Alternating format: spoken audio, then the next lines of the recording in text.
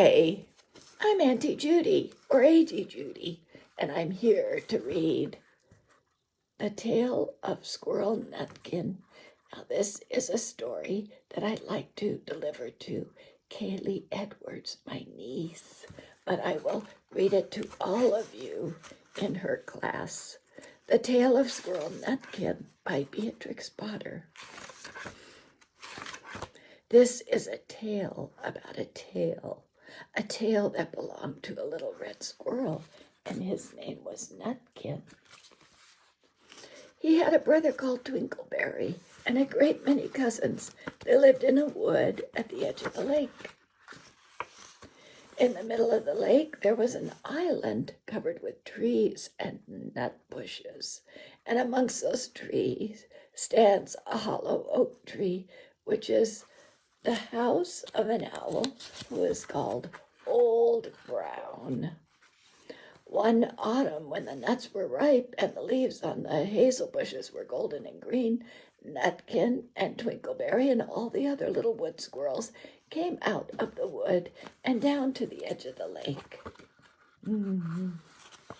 They made little rafts out of twigs, and they paddled away over the water to Owl Island to gather nuts.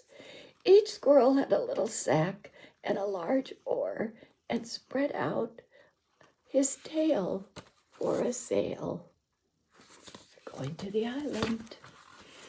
They also took with them an offering of 3 fat mice as a present for Old Brown and put them down upon his doorstep. Then Twinkleberry and the other little squirrels each made a low bow and said politely, "Oh, Mr. Brown, will you favor us with permission to gather nuts upon your island?" There's the old owl.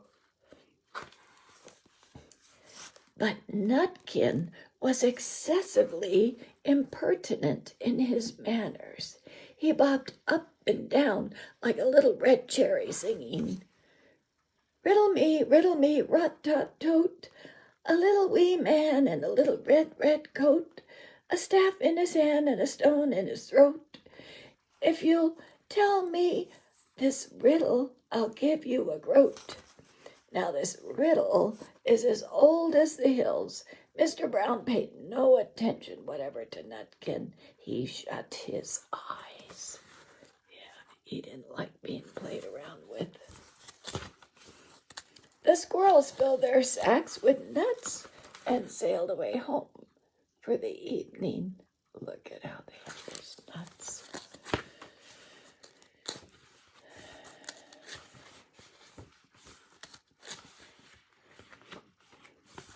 The squirrels searched for nuts all over the island and filled their little sacks, but Nutkin gathered oak apples, yellow and scarlet, and sat upon a beech stump playing marbles and watching the door of old Mr. Brown. The next day the squirrels got up very early and went fishing. They caught 7 fat minnows as a present for Old Brown. They paddled over to the lake and landed on the crooked chestnut tree of Owl Island. There they are fishing.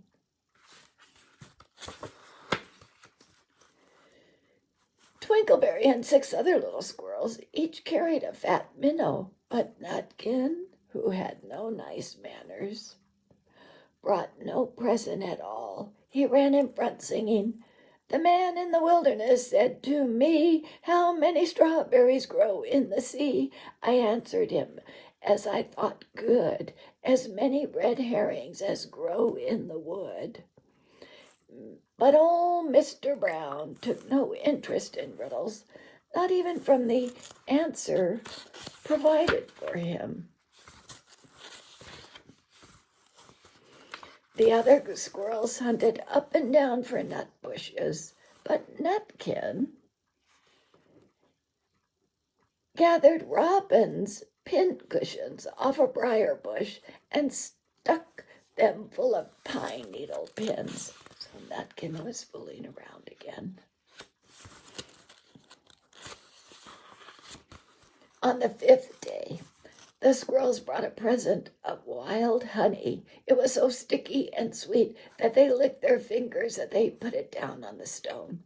They had stolen it out of a bumblebee's nest on the tippity top of the hill, but Nutkin skipped up and down singing, hum a bum, buzz, buzz, hum a bum, buzz. As I went over tipple-tine, I met a flock of bonny swine, some yellow-necked, some yellow-backed. They were a very bonniest swine that ever were tipple-tine. Old Mr. Brown turned his eyes in disgust, but he ate up all the honey. The squirrels filled their little sacks with nuts, but Nutkin sat upon a big flat rock and played ninepins with some pine cones.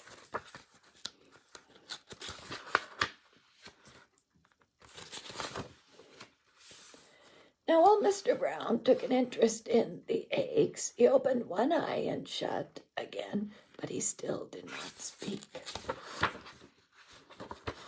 Nutkin became more and more impertinent. Old Mr. B, hickamore, hickamore on the king's kitchen door. All the king's horses and all the king's men couldn't drive hickamore, hackamore off the king's kitchen door.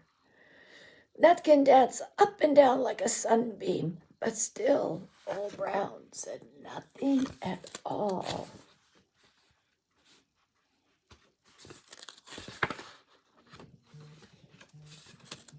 When they came back, there, old Mr. Brown sitting on his doorstep quite still with his eyes closed, as if nothing happened.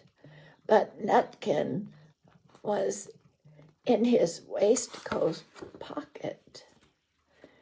This looks like the end of the story, but it isn't.